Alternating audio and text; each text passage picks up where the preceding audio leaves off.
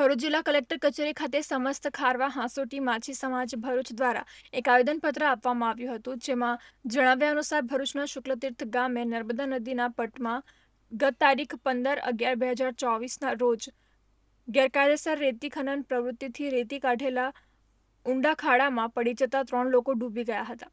આ બનાવ સંબંધી ગેરકાયદેસર રેતી ખનન પ્રવૃત્તિ કરનાર જવાબદારો સામે કોઈ કાર્યવાહી નહીં કરવામાં આવી હોવાના આક્ષેપ કરવા સાથે મૃતકના પરિવારને યોગ્ય વળતરની ચૂકવણી કરવામાં આવી નથી, તેમજ પોલીસ તંત્ર દ્વારા બીએનએસ મુજબની કલમ હેઠળ એફઆઈઆર દાખલ કરવામાં આવી નહીં હોવાના આક્ષેપ સાથે પરિવારના સભ્યોએ અને સામાજિક કાર્યકર્તાઓએ ગુજરાત રાજ્ય માનવ અધિકાર આયોગ સમક્ષ ફરિયાદ દાખલ કરેલ છે, જેને લઈ આયોગ તરફથી 4 સભ્યોની એસઆઈટીની રચના કરીને તપાસનો અહેવાલ રજૂ કરવા માટે ભરૂચ કલેક્ટરને ગત તારીખ 12/5/2025ના રોજ હુકમ કર્યો હતો, પરંતુ એસઆઈટી તરફથી ભરૂચ કલેક્ટર સમક્ષ ક્ષતિવાળો અને પૂરી તપાસ કર્યા વિનાનો અધૂરો રિપોર્ટ રજૂ કર્યો હોય તે અધૂરો રિપોર્ટ અને ક્ષતિવાળો ખોટો રિપોર્ટ કલેક્ટર ભરૂચ તરફથી આયોગમાં રજૂ કર્યો હોવાથી મૃત્યુ પામેલ 3 વ્યક્તિઓના પરિવારોને મોટો અન્યાય થયો હોવાના આક્ષેપ કરવામાં આવ્યા છે।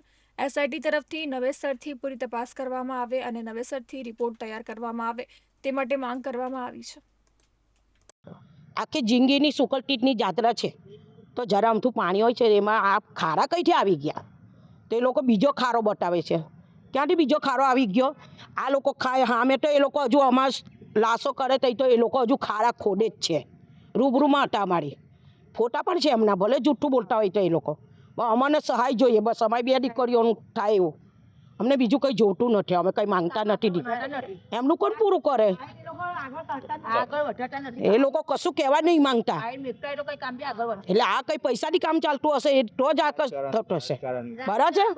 હા, રાજકારણ આમાં કંઈ કામ જ છે બધું, એટલે એમનું કંઈ અગાડી વધતું નથી। આજે 7મા મહિનાની સવાર થઈ છે, એમનો કોઈ જવાબ નથી આવતો, તો અમારે કરવાનું શું? બોલો હવે આ 2 દીકરીઓ છે, એમને ખાવાનું પીવાનું ના જોઈએ? એમને ખાવા પીવાનું ના જોઈએ તો પછી એમને કોની સહારે એમને લાખવાની? હું પોઈ છે તો હું જોવા જાઉં, પછી હું તકે લાવીને તકે ખાય તો એમને કાંથી હું એમને બી આપું। આ ડૂબાયેલું વસ્તુ આ 3 વ્યક્તિ ડૂબાયેલા છે તો અહીંયા અમે બધા હાજર જ હતા, તો અહીંયા જે વ્યક્તિ ત્યાં ડૂબાયા તો અહીંયા હજુ ખાડા ખોદતા જ હતા ત્યાં છતાં પણ આ જગ્યા દૂર બતાવી છે, એ જગ્યા તો છે જ નથી જ્યાં ડૂબાયેલા ત્યાં। તો આ વ્યક્તિ કેમ આ લોકો આવું કરે છે અમારી જોડે? ત્યાં ડૂબાયેલા છે ત્યાં છતાં પણ ત્યાં ખાડા ખોદતા હતા। અમારે ખ્યાલ ન્યાય જોઈએ છે, અમારે એ સહાય જોઈએ છે, અમારું કોઈ છે નથી। મારો તો એકને એક દીકરો હતો, મારો તો એકને એક દીકરો જતો રહ્યો, મારું કોઈ છે જ નથી।